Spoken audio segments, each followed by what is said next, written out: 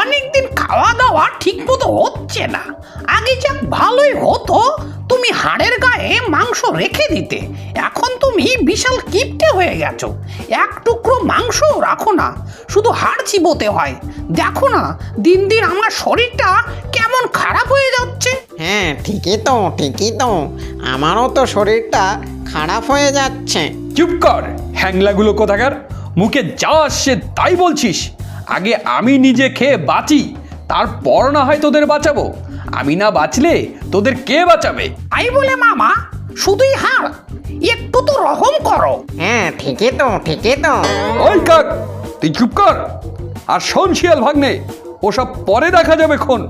বাজে কথা রেখে শিকারের সন্ধান দিয়ে তো দেখি কোথায় পাওয়া যায়। মামা খোঁজ করার তো আর কিছু বাকি রাখিনি আমরা।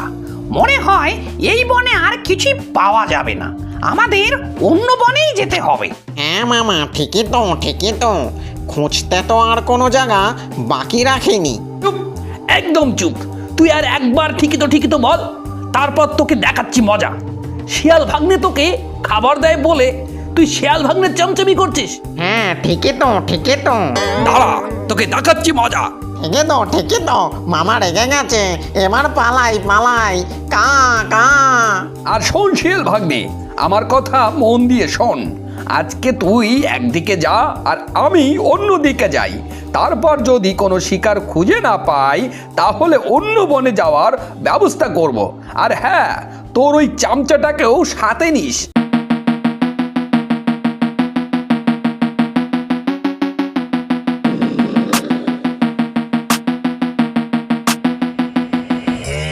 আরে দূরে কটা তাঁবু দেখা যাচ্ছে না? আমাদের বনে আবার কারা এসে তাঁবু গাড়লো? দেখি তো, একটু কাছে গিয়ে দেখি। দেখো, আমাদের তো ধন সম্পদ, বাড়িঘর, জায়গা জমি সবই তো গেল। এখন এই বাচ্চা কাচ্চা নিয়ে কোথায় যে যাই। ঠিকই তো, কি করি বলো তো?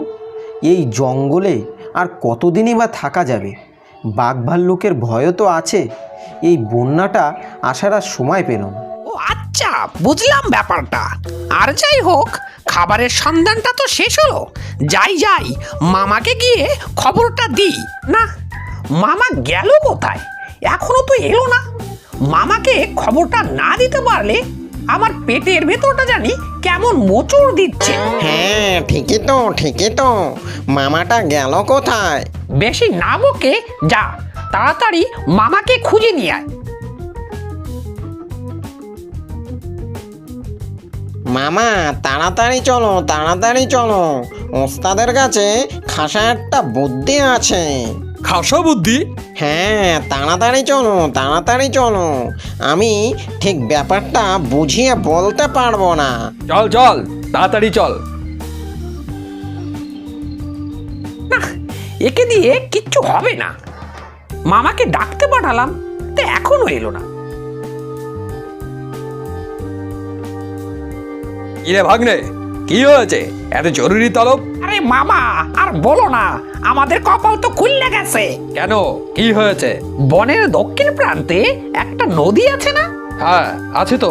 ওই নদীর পাশে একটা গ্রাম আছে না? হ্যাঁ আছে, তারপর বল।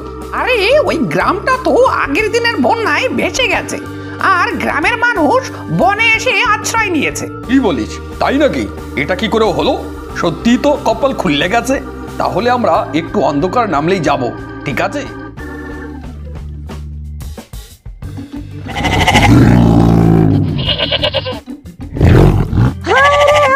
কে কোথায় আছো? তাড়াতাড়ি এদিকে আসো, আমার ছাগলটারে খেয়ে গেল। বাঁচাও। মামা আজকে তো বেশ ভালো শিকার পেলে, তা আমাদের একটু বেশি বেশি দাও। হ্যাঁ ঠিকই তো, আমাদেরকেও দাও। নে ঠিকই তো বন্ধ করে এক পাশ থেকে খাওয়া শুরু কর।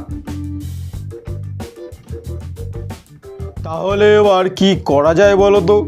বাঘের মুখে একবার যখন রক্ত লেগে গেছে, ও বারবার আসবে আমাদের এখানে।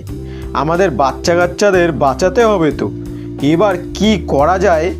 যার মাথায় যে বুদ্ধি আসছে তাড়াতাড়ি বলে ফেলো দেখি। আমরা ফাঁদ পাততে পারি, কিন্তু ফাঁদ পাতাটা তো খারাপ বুদ্ধি না, কিন্তু এই ফাঁকা জায়গায় কি করে সম্ভব? সব দিকেই তো বন জঙ্গল, কোন দিক থেকে আসবে তার তো কোনো ঠিক নেই। তাহলে আমরা গাছের ডাল কেটে সবাই একটা করে মোটা লাঠি বানিয়ে লুকিয়ে থাকবো, আর বাঘ আসলে সবাই মিলে আক্রমণ করব। হ্যাঁ, এটা করা যায় কিন্তু।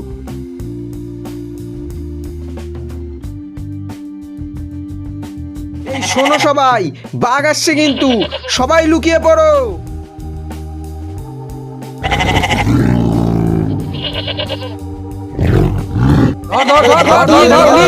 নিয়ে গেল।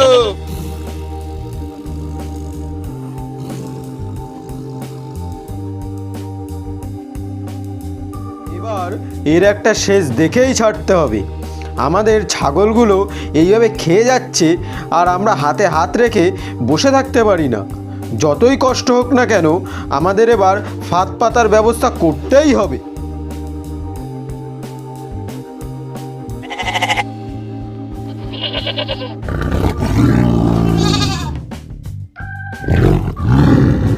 দেখলে তো মামা, আমি বলেছিলাম এই বন থেকে চলে যাওয়ার কথা, কিন্তু তুমি আমার কথা শোনোনি। এখন দেখলে তো কি হলো। হ্যাঁ ঠিকই তো বলেছিলাম। দাঁড়া, আগে এখান থেকে আমি ছাড়া পাই, তারপর তোর ব্যবস্থা আগে করব। তোর ওই মুখ থেকে ঠিকই তো দূরের কথা, কোনো শব্দই বের হবে না। শিয়াল ভাগ্নে, আগে আমাকে এখান থেকে বের কর। ওই শিয়াল, ভাগ ভাগ, বাঘকে ছাড়ানো তোর বের করছি, দাঁড়া। হ্যাঁ ঠিকই তো ওস্তাদ, ভাগো, না হলে বাঘমামার সাথে আমাদেরও আড়ং ধলাই হবে। সবাই আনন্দ করো, আমাদের জয় হয়েছে। এবার আর আমাদের কাউকে মরতে হবে না। এসো আমরা সবাই মিলে আনন্দ করি এবং ওই বাঘের বাচ্চাটাকে আড়ং ধোলাইয়ের ব্যবস্থা করি। আমাকে ছেড়ে দাও, আমি আর কোনোদিন এরকম করব না। আমাকে ছেড়ে দাও, আমি বুঝতে পেরেছি অতি লোভের ফল কখনো ভালো হয় না। ওরে বাবা রে, আমাকে ছেড়ে দাও। ওরে বাবা রে, মরে গেলাম রে।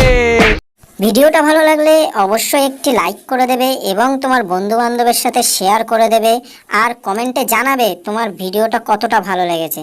আর চ্যানেলটাকে এক্ষুনি সাবস্ক্রাইব করে পাশে থাকা বেল আইকনটাকে প্রেস করে দাও, যাতে নতুন কোনো ভিডিও আসলে সবার প্রথমে তুমি দেখতে পারো। Thanks for watching, bye bye.